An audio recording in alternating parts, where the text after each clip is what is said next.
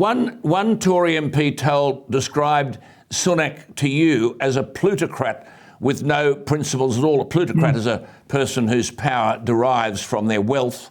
Is that a prevailing view? It is amongst a lot of his colleagues, and there are a lot of worries that this is a capture of the party by the left. But we're going to see more of a kind of net zero stuff, not less of it. We're going to see less of an attack on the kind of cultural war stuff. We're going to see, a step back from reforming things like the BBC. We're not going to see full speed ahead on Brexit.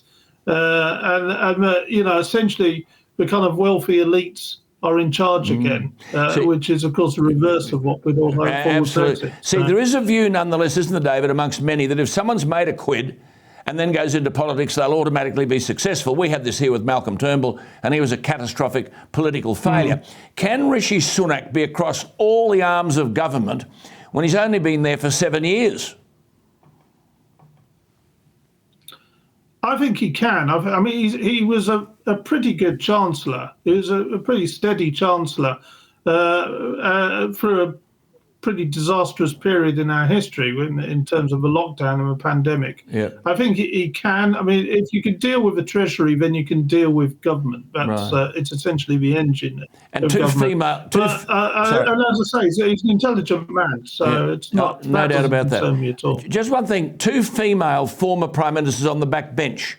Are we to believe that Theresa May and Liz Truss stay there? Are they not amongst the most able within the Conservative Party? Or do they get a diplomatic post or something?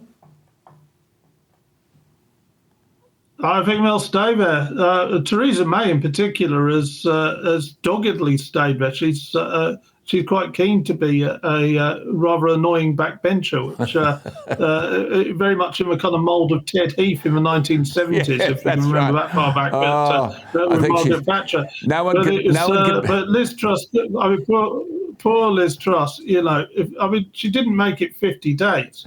It's, only one other Prime Minister has had a shorter tenure. It was the Duke of George Wellington, Canning, and he died. Had 27 days. Yeah, George Canning died. I mean, no one could be as bad as Ted Heath, I've got to tell you. Now, listen, Nostradamus, you got to go. But the next election, yes or no, the next election's not until 2025. There are 650 seats in the House of Commons, 327 to form a government. Labor would have to win 131 seats. Can Rishi Sunak win government from where you sit and see things today? Yes, no? It's a tall order. Well, yes, he can, but it's a tall order. The reason he can is because he's up against Sir Keir Starmer, the dullest and least charismatic man in politics with Labour, with very little ideas. So this is very much fair for the winning. Righto. All right, Nostradamus. And 2024, by the way. That's the way it's going to be. All right, champion. Okay, talk to you next week. There he is. Fascinating stuff, isn't it? I mean, if it wasn't for all that, we wouldn't have anything to talk about, so it's wonderful stuff. New Prime Minister of Great Britain, and that is the man who knows the Conservative Party inside out, David Maddocks. Talk to you next week, David. Always lovely to share your insights. You can read David at express.co.uk, express.co.uk.